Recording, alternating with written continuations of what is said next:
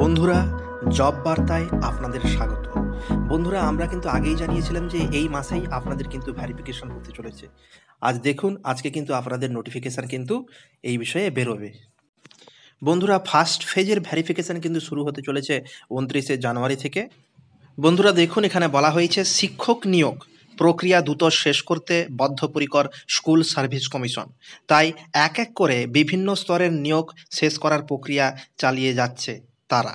কমিশনের চেয়ারম্যান সৌমিত্র সরকার বলেন, উচ্চ প্রাথমিকের প্রার্থীদের ভেরিফিকেশান শুরু হচ্ছে 29শে জানুয়ারি। এটি হবে বিভিন্ন আঞ্চলিক অফিসে। অন্যদিকে নবম দশম শ্রেণীর দ্বিতীয় দফার কাউন্সেলিং শুরু হবে 5 ফেব্রুয়ারি।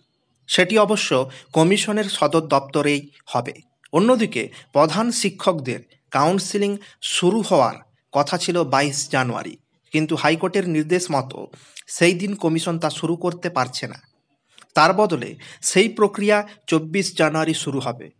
পরের তারিখগুলি হল 25, 28, 29 এবং 30 জানুয়ারি।